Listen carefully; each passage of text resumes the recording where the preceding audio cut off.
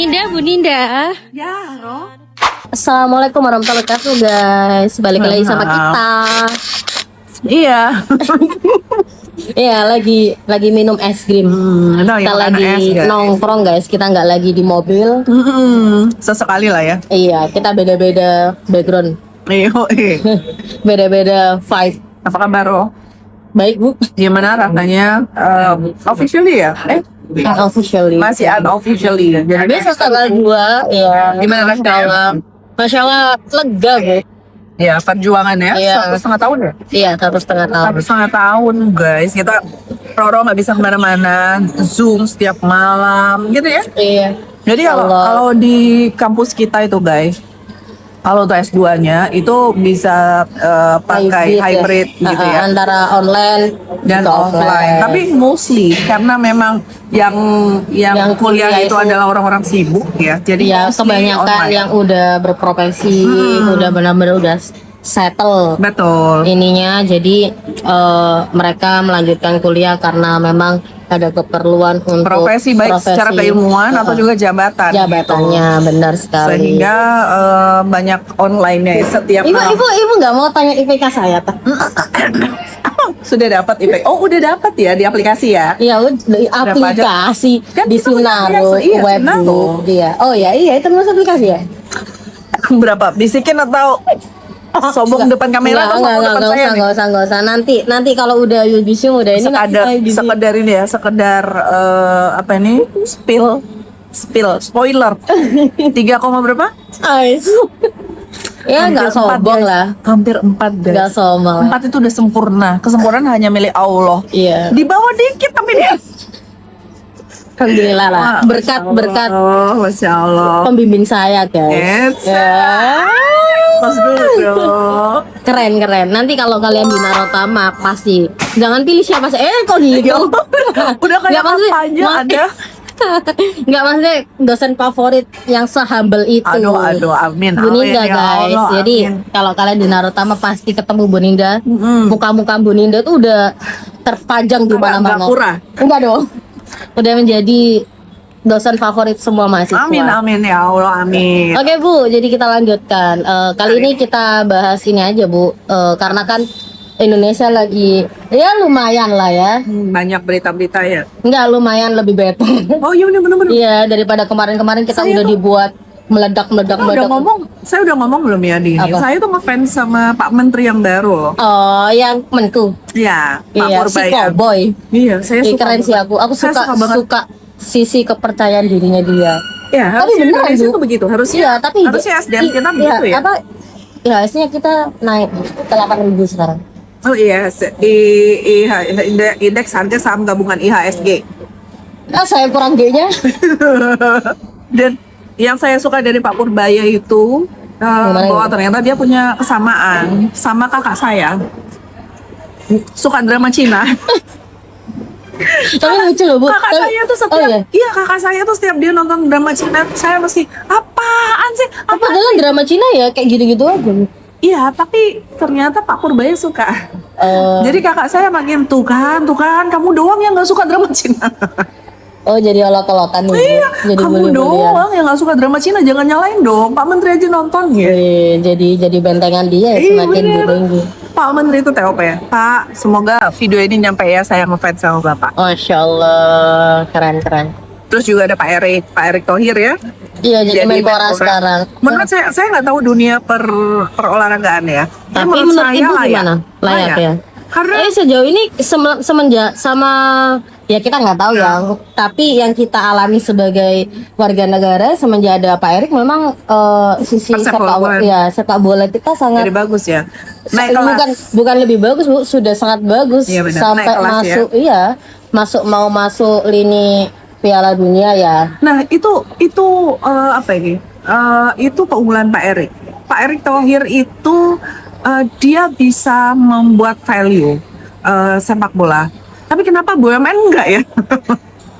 Jadi ya kan mungkin kan setiap orang kan ada plus minusnya gitu ya. Mungkin dia udah nggak pas di BUMN, BUMN. dia pasnya di olahraga. Nah, waktu di Menpora dia sangat kelihatan dia golden boy. Benar. Golden boy seorang Erick Thohir. Rising star. Wait, semoga nggak cuman bola, Iya. basket juga karena anak saya ini pemain basket. Boleh ada Muay Thai, semua wushu itu semoga volley, semua semoga bulu Pak Erick Thohir tangkis. ini bisa Bulu tangkis jadi sudah bagus ya. Iya, Pak Erick Thohir bisa membangkitkan lagi Semua cabang-cabang olahraga yang memang prestasi kita. nggak hanya kita kan lebih kesorot bulu tangkis, sepak bola, bulu tangkis, sepak bola, kan basket juga kan hanya ya beberapa orang yang suka memang dia suka sepak bola, volley juga beberapa aja. Kayak sekarang ada padel, tenis kan dulu sangat nggak ada di Indonesia gara-gara Maksudnya beberapa orang segmented banget. ya yang nggak tahu, jadi mereka semua itu jadi tahu. Begitu ada padel, makin segmented. Karena orang-orang yang ini Bu, kan padel identik orang-orang yang high class Bu. Iya benar, makin segmented. Tapi oke lah. Terus apalagi ya Pak Erick? Oh, yang paling saya mau ketawa, ingat nggak guys? Kita tuh pernah bahas tentang Pak Hasan Nasbi yang kepala babi. Oh, Akhirnya itu diganti. putusan presiden. Enggak dong, dia Ya, itu menteri apa? kepala komunikasi kepresidenan. Oh, Apa sih Kominfo. istilahnya? Bukan, komunikasi kepresidenan, Oh. bukan dinasnya, bukan kementeriannya. Nah, bukan gara-gara sih, memang beberapa statement beliau itu ya beberapa Kontroversial sama enggak? Iya, dan itu disayangkan kan kita udah bahas ya. Ya Jangan udah lupa bahas dikasih ininya ya. di ini. lupa Nanti dikasih ininya. nanti video-video yang udah kita bahas nanti saya cantumin di sini. Iya, itu beberapa statement kontroversialnya beliau itu memancing reaksi. Padahal sebenarnya tidak atas nama presiden. Ngerti maksudnya? Iya, Padahal cuman omongannya sendiri bener, aja, statement diri sendiri. harusnya sebagai kepala bagian komunikasi kepresidenan. Kita udah bahas ya, Iya, apapun yang disampaikan itu sebenarnya menggambarkan bagaimana reaksi presiden. Gitu. Bagaimana perilaku presiden kepada Iya, statement presiden saja. paling nggak melalui beliau. Tapi ternyata diganti ya. ya alhamdulillah lah. Iya, Lebih better maksudnya. Lebih bagus. menurut saya Pak Presiden itu Pak Prabowo ini Lagi keunggulannya mencoba-coba satu. ya? Kok bukan? Keunggulannya tuh satu Pak Prabowo ini. Pak Prabowo itu mendengarkan kita banget. Ah iya kalau itu ya. Itu luar biasa loh. Walaupun beliau nggak main medsos kali ya, tapi siapapun orang di samping-sampingnya di sekitarnya tuh itu banyak laporan. Iya, they do the great job menurut. Kan aku baru tahu Bu kalau zaman-zaman Prabowo ini ada ya kita mungkin lebih maju ya, ada TikTok dan sebagainya, baru partnernya Pak Prabowo ini bener-bener kayak dibebaskan. iya dibebaskan, netizen semua bisa bersuara, entah itu waktu Gerindra memang lagi di atas main bagus-bagusnya, entah itu Gerindra lagi di bawah dihujat-hujatnya, semua diterima gitu Dan loh. dan satu lagi didengarkan. Dan didengarkan itu. paling Dan OP. aku paling senang statementnya Partai Gerindra itu ya kan namanya lagi membersihkan kan semuanya lagi membersihkan suatu keadaan yang buruk, pasti ada imbas-imbasnya itu pelan-pelan ya. Pak Prabowo masih berusaha itu kan. Iya, luar biasa. Partai-partai itu kan harus mencontoh itu ketika ada salah satu dari anggota atau memang ketua itu menjadi presiden, tapi harusnya kita partai juga- yang lain tuh lebih ngikutin. Kalau saya harus angkat topi juga untuk Nasdem. Nasdem cepat loh waktu terjadi Agustus Kelabu itu ya. Oh Nasdem iya. cepet loh sampai Iya makanya mencopot aku lebih Pak suka Saroni. saat-saat ini yang memang lebih gercep gitu loh Bu. Benar. Entah itu dari presidennya, entah itu dari Iya, sekitarnya, entah itu betul. dari partainya dan Iya, sebagainya. iya. Kalau dulu Langsung kan begitu. biar nggak krodit banget, langsung Iya. mengambil sikap. Dulu gitu. sepertinya kita Heeh. ngomong sendiri, teriak-teriak sendiri pakai Iya. tawa ya, nggak ada yang mau dengar. Kalau sekarang itu Sekarang itu Pak semua Prabowo kan minta semua lini mendengarkan. Iya, semua lini kan bisa diakses dan semua lini bisa kita bisa menyuarakan apapun. Iya, benar. Dari yang nggak bisa ngomong bisa mengetik lewat sosmed. Ya, hidup Pak Dan- Prabowo lah, Bismillah. Pak, Lebih baik. mungkin Bapak tidak sempurna, tapi kita Mengapresiasi mengapresiasi apapun. effortnya. Apapun usaha Pak Prabowo mungkin untuk kebaikan negara, karena kan kita tahu kalau Pak Prabowo itu sangat ikhlas Kata dan Gus Dur. sangat ikhlas dan nasionalismenya tinggi. Tapi jangan memuji berlebih. Ya, Nanti kita kecewa. Justru kita uji gimana nanti jadinya Pak Prabowo. Jadi gini. Dia makin tinggi nggak atau makin tetap Benar. dengan pujian itu. Jadi pujian itu adalah ujian. Eh, Bingung kan kamu? Memuji itu artinya menguji. Iya. Ya, siapa tahu besok turun atau gimana kan? Jangan dong. Enggak, maksudnya kita uji terus dia, ini kita puji terus dia turun dan sebagainya. Iya, Kayaknya betul. enggak. Jangan. Sudahlah, kita biarkan saja semua pada porsinya begitu. Siomay kita datang, guys. Hai. Sampai Iya. kita guys. Siomay ayam. Oke, kita akan bahas apa hari ini, Roro? Ya, kita bahas yang ya berhubung Indonesia lebih baik. Insya Allah. Jadi kita bahas yang di kota-kota saja sih. Oke. Iya. Apa? Kemarin tuh sempat viral, Bu, sempat rame di FYP TikTok Roro. Aku nggak tahu di FYP TikTok Bu Ninda ya. Iya, Mungkin algoritma kita beda. beda. Kalau saya sih makanan mulu. Terlihat guys ya, sebenarnya sih. Aku mau bilang makanan itu sungkan sama badan saya. Kalau Bu Dinda bilang makanan kan nggak apa-apa ya. Dia diskon Makanya- makanan aja Iya. kok. Tapi saya nggak aktif. Enggak, pengguna kalau aktif TikTok. makanya TikTok itu algoritmanya benar Bu. Saya tentang kejadian-kejadian kalau makanan makin gini saya Bu. makanya kenapa saya kan kalau di video ini miring gini. Enggak kelihatan. Jujur amat. Kenapa? Ada apa? Yang kemarin itu sempat Bu ada kejadian itu tabrakan antara supir truk sampah kalau nggak salah saya lupa, truk sampah sama sepeda motor. Nah di situ kejadiannya itu si pemotor ini sudah benar lajurnya. Nah si truk ini alibinya nggak kelihatan. Iya, ada Karena blind spot pinggir, banyak blind gini-gini. spot kalau di Ya, tapi itu udah posisinya bukan di pinggir, Bu. Itu kalau lihat saya dari berbagai potongan-potongan CCTV yang ada di TikTok, itu dia posisinya di depan sini terus terpelindas gitu loh, Bu. Itu gimana, Bu, penanggung jawab? Nah, katanya juga korbannya meninggal, Bu. Aduh. Ya, oke. Itu gimana, Bu? Kalau misalkan kita lihat dari sisi hukumnya dan sebagainya. Kalau apa kronologisnya sudah lah ya, kita punya masing-masing punya versi sendiri. Benar. Dan kita nggak ada di sana. Hmm. Kita bahas tentang pertanggungjawabannya aja. Gimana? Ya, boleh. Dari pertanggungjawaban. Iya. Jadi sebenarnya kalau dalam hukum itu kan ada dua ya. Ada strict liability, ada vicarious liability. Iya. Ya, Hafal kan? awal. Udah. Jadi Ini nanti aku kan. strict liability itu adalah pertanggungjawaban langsung. Jadi misalnya kamu melakukan sesuatu, nah tanggung jawabnya itu nggak bisa kamu serahkan ke orang lain, kamu harus bertanggung jawab gitu. Oh ya, kalau Gitu ya. yang satunya. Kalau yang vicarious liability itu memungkinkan orang lain atau kita bertanggung jawab atas sesuatu yang Tindakan tidak kita orang lain. lakukan. Tindakan orang lain. Ya, tindakan orang lain. Ada beberapa kondisi di mana vicarious liability itu bisa terjadi. Salah satunya adalah apabila yang melakukannya itu adalah orang yang berada di bawah apa ini ya? Di bawah kita, maksudnya di bawah pengawasan kita atau di bawah apa ini ya? Di bawah wewenang kita gitu. Ngerti maksudnya? Oh ya, maksudnya berarti supir truk ini kan ada perusahaan. Betul. Jadi enggak semerta-merta supir truk ini menjadi tanggung jawab dia sepenuhnya.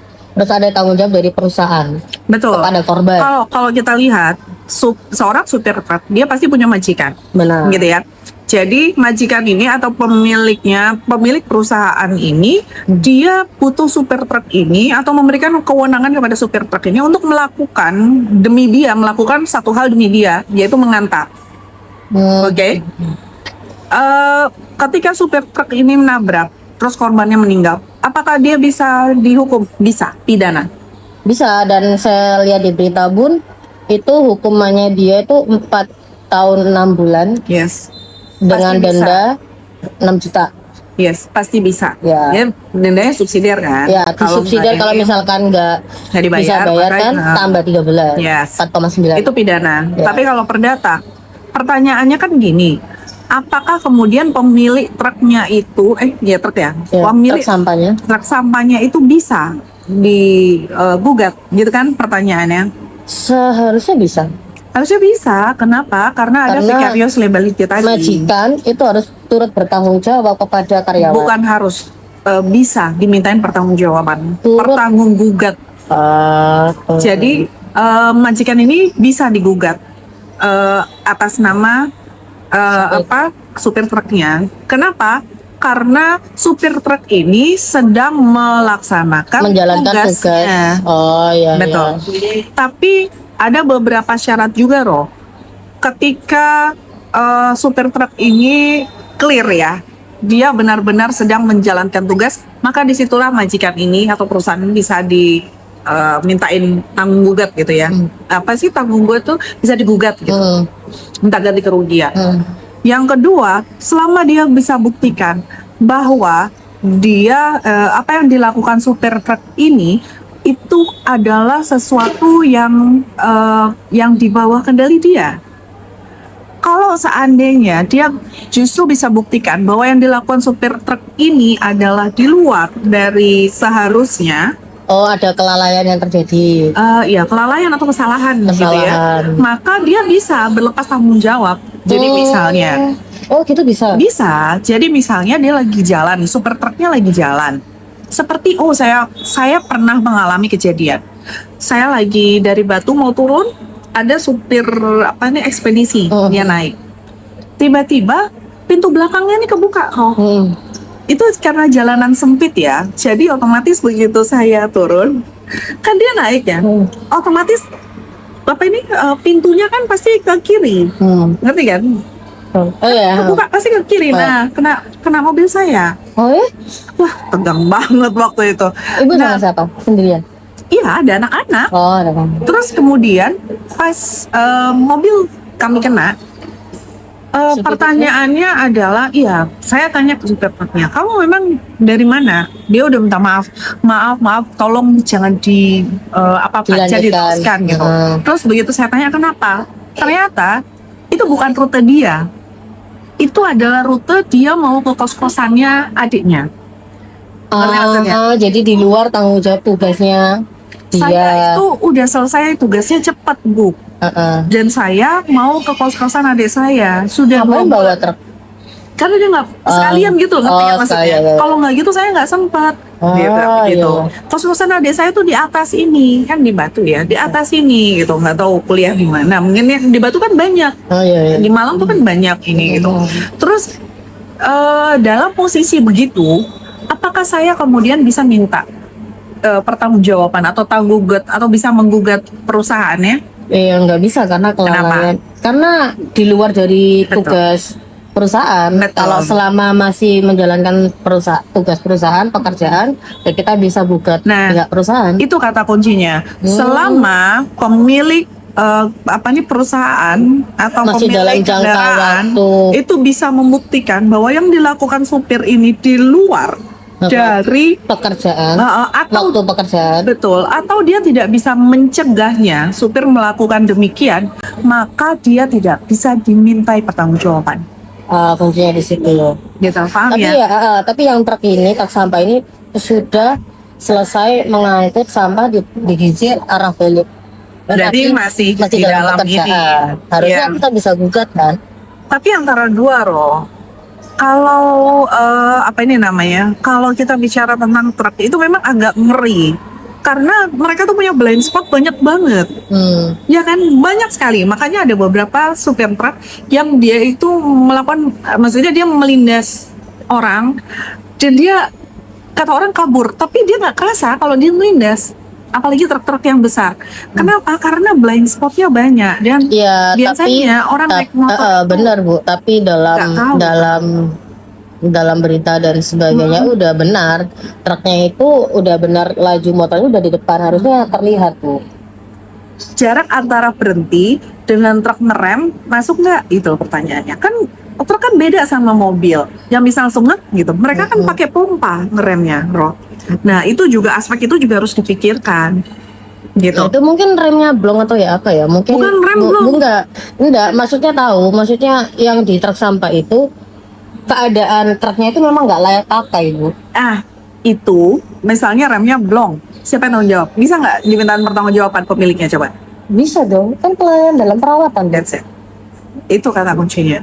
Selama nggak layak pakai, udah kusam berkarat semuanya. Selama kejadian ini bisa dicegah oleh pemilik kendaraannya dan dia tidak melakukan pencegahan itu, maka disitulah dia bertanggung jawab. Iya. Ngerti maksudnya? Tapi kalau dia bisa buktikan bahwa yang dilakukan supir truk ini tidak bisa saya cegah, maka disitulah dia bebas dari pertanggungjawaban.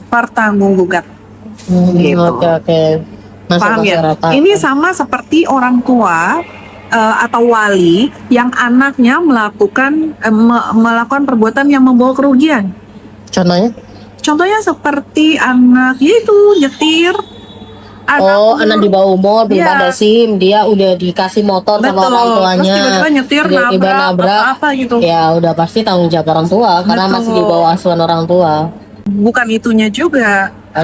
Karena orang tuanya atau walinya melakukan kelalaian. Ngerti maksudnya? Ya. Anak ini kan di bawah kendali Umur. dia gitu ya, di bawah pengawasan dia, dan kemudian dia membiarkan anak ini melakukan tindakan yang Seharusnya nggak bisa tidak dilakukan. benar. Seharusnya nggak boleh dilakukan Betul. karena belum cukup umur. Makanya Tapi dia membolehkan atau enggak, Betul. kita enggak membolehkan pun, tapi kita enggak dalam awasan. benar, dan itu bisa kena wali atau orang tuanya begitu. Itu namanya vicarious liability. Gitu, Ron. Gitu. Sangat mudah dipahami kan guys penjelasan dari Bu Ninda. That's it. Itu kalau kuliah seperti itu guys. Jadi Iya. sangat gampang. Oh ya, kalian harus ketemu Bu Ninda. Ya, Berarti ditunggu kemana, di Bu? Narotama. Ini balik lagi nih promosi universitas kan. Iya, soalnya kalau orang-orang bekerja itu biasanya suka bingung. Harus kuliah, pengen kuliah tapi bingung harus pengen gimana. kuliah tapi Nggak waktunya punya nggak cukup. waktu, betul. Terus karena kalau ke kampus agak susah dan sebagainya. Naratama Iya, solusinya. boleh klik aja www.narotama.ac.id atau telepon di 031 594 6404. Kita punya kode referral Bu. Iya, Ada potongan harga. ada potongan harga WPP. Bilang aja. Dari mana? Dari wanita pejuang WPK. pacar. Iya, WPP. WPK. Enggak biasa kan manusia kan gitu guys. Iya, tempatnya salah dan lupa. Enggak boleh. WPK maksudnya. Kita Iya, udah bahas. Udah bahas di podcast ada referral. Kamu tau nggak ciri-ciri orang cakep? That's me. Ciri-ciri orang cakep tau nggak? Tahu nggak ciri-ciri orang cakep? Kayak Beninda kan? Enggak dong. Yang pertama, dia itu tegas. Yang kedua, dia itu pelupa. Yang ketiga, saya tadi bilang apa ya? Sudah dadah. Menyesal. 5 detik antar menyesal. Oke guys, sudah. Nah.